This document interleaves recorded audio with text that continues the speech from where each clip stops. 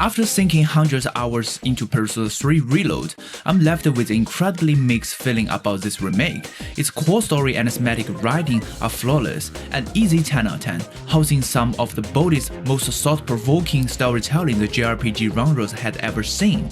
But its central gameplay grind loops grow so monotonous that I caught myself zooming out multiple times mid-tower climb. So today, I will break down P3R across 7 weighted categories before landing on a game score. Let's set the stage first. Persona 5 turned the franchise into a mainstream blockbuster, but Persona 3 laid the foundation blueprint for everything the series stands for. It's the darkest, rawest entry in the lineup, the title that invented nearly every core Persona trope we recognize today. It's also been the most requested full remake from fans for over a decade. Now that Reload is out, the community remains deeply split. Some hail it as a definitive best entry in the franchise, while others argue it's just a visually polished facelift covering up the rigid, age-design flaws of the original 20-year-old game. Today, we are settling this divine once and for all. Let's dive into the scoring breakdown. We will start with the irreplaceable heart that separates P3 from every other Persona title. For newcomers to the series, the Dark Hour exists as a hidden 25th hour between each day. Shadow creature roams the city, leaving ordinary humans trapped in the catatonic embassy syndrome. You step in the shoes of the transfer student who awakens their personal power, joins the C Squad, and climb the endless tower Tartarus to fend off the impending apocalypse. This isn't the warm, cozy, small-town slice of life of Persona 4, nor flashy power fantasy rebellion of Persona 5. Persona 3 leans quiet, heavy, and unflinchingly honest about grief, loss, and the inevitability of death. The final boss Nyx isn't a generic evil overlord bent on world destruction. It embodies humanity's collective subconscious desire to surrender to death. There's no cheap power-up to defeat her. The protagonist's victory doesn't come from raw strength, it comes from choosing to stand alone as a permanent barrier against mankind's own self-destructive impulse. That heavy existential weight lands with an emotional impact unmatched by most modern JRPGs. If you've grown attached to a cast over dozens of hours, the final hits genuinely hard. So why only 8 out of 10? Atlas rapidly stated pre-launch that base Reload release delivers a complete, standalone Persona 3 narrative experience. Still, the full context behind Nyx's origins and the protagonist's ultimate fate is locked away in episode Age's Answer, sold separately as a paid post-launch DLC. If you play the base game, the ending lingering open questions feel abrupt and underdeveloped. For a title that centers its entire identity around its narrative, this international separation of vital contextual closure leaves a noticeable gap in the core story experience. This is a section nearly all fans agree Reload nails. Its audiovisual presentation is outstanding. This marks Outlast's first full personal title built on Unreal Engine, and it easily stands as the best-looking entry in the entire franchise. The character models reflect full ground-up remodels with a dynamic hair and fabric physics. Personal designs pop on screen. Critical strike carries satisfying weight, and the series' signature sleek UI returns smoother and more responsive than ever before. Every key story cutscene is reimagined with brand new direction and cinematography. The game's closing sequence lands with far more emotional force than original PS2 version ever managed. The soundtrack also reached near perfect quality. Every iconic original track gets fresh. Carnival Night retains its signature warm, melancholic tone flawless, and battle themes hit just as hard as they did 2 decades ago. Full voice acting accompanies every social link interaction and minor sideline, selling every light-hearted joke and a devastating emotion beat.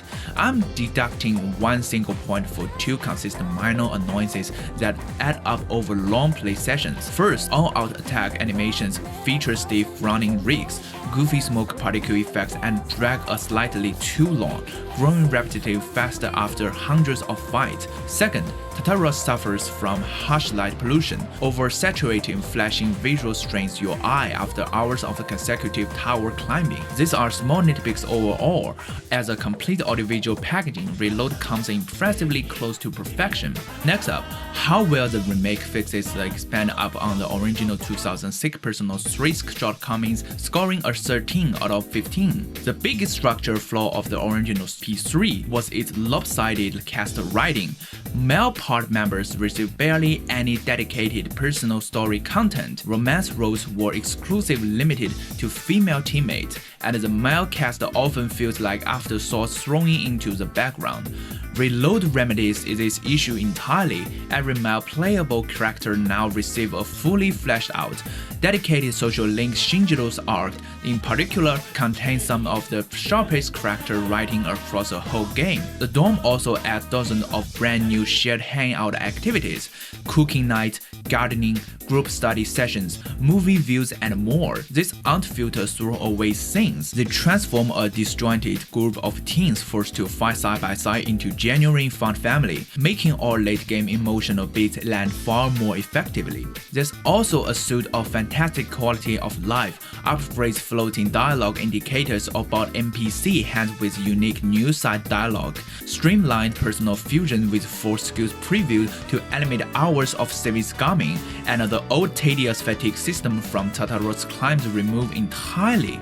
The 2 lost points stem from 2 major omissions that clash with the marketing and farming of Reload as a definitive PC remake. First, both the answer epilogue and the beloved female protagonist route from Persona 3 Portable are withheld for paid DLC content. Even though Atlas maintained the base game was complete standalone product at launch, longtime fans associate these 2 features are core part of full P3 legacy, locked behind an extra paywall. Second, many clunky narrative beats from original script remain untouched. New part members join the cast minimal build-up. The straggled villain group exists almost solely to push plot beats forward, and key emotional moments still rely heavily on sudden character deaths to manufacture tension. The presentation has been polished to the shine, but the core narrative structure of the original game remains largely unwritten. The make-or-break category for most players, core gameplay, scoring a 15 out of 25, barely scraping above average. Let's start with everything that works exceptionally well. Turn-based combat feels tight and satisfying, adapting a modern personal battle framework perfectly to P3's foundation.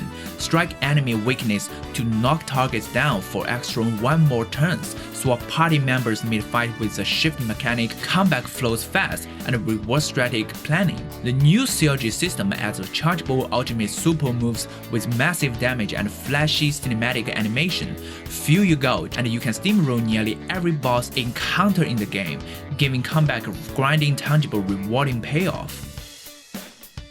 Tartarus itself also received meaningful quality of life tweaks. Full floor map reveals items that grant temporary immunity to enemy weakness. Faced-up card draws each other battle. Stack major Arcana buff, and you can pour 3 rewards card per fight. Money and experience gain wrapped up quickly, making short bursts of tower climbing feel almost addictive. Extra side combat content like Golden Hands for faster experience and high difficulty moment doors break up the monotony occasionally. His unavoidable central flaw none of these upgrades fix. Tartarus' core design loop fundamentally unengaging.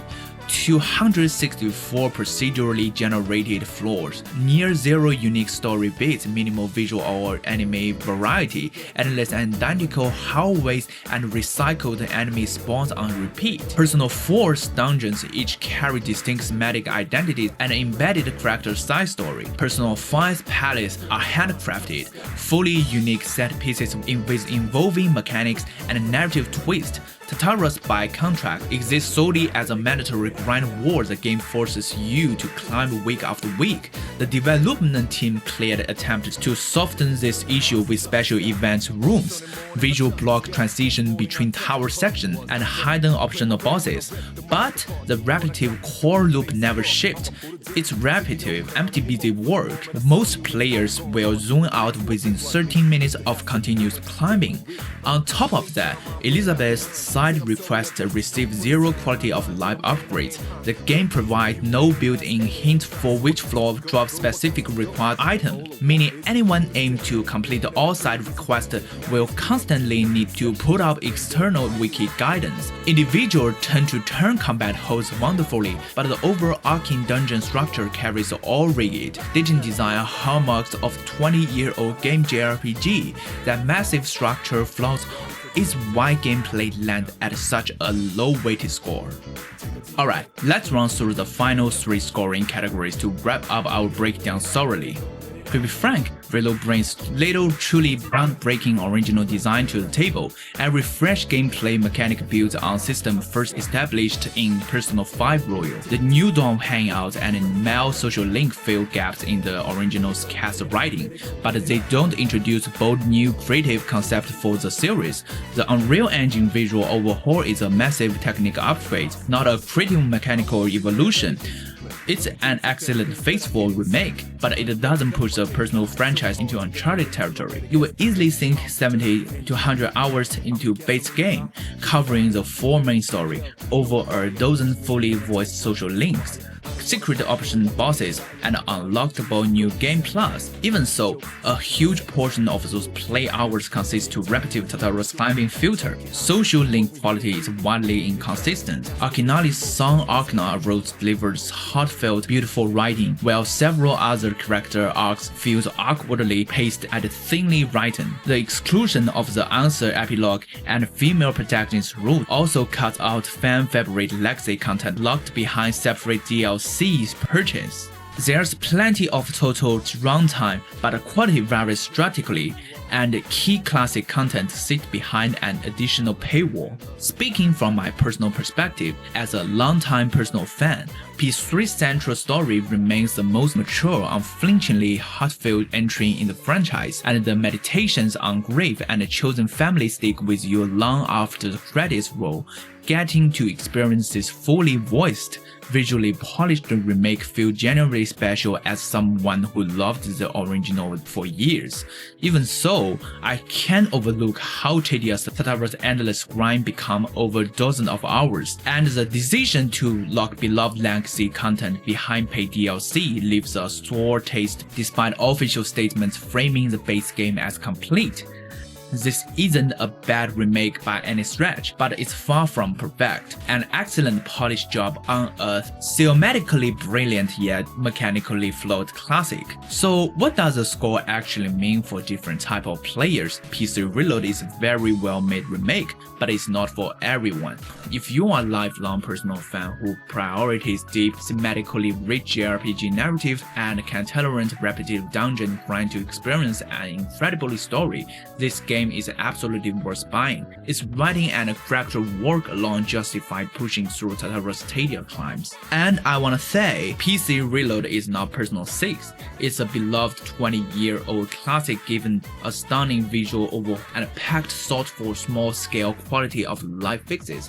It's messy, burdened by outdated dungeon design in sports. But when its story and themes land, they hit harder than nearly anything else the series had ever produced. This is Odasto. Thanks so much for watching, and I will catch you in the next video.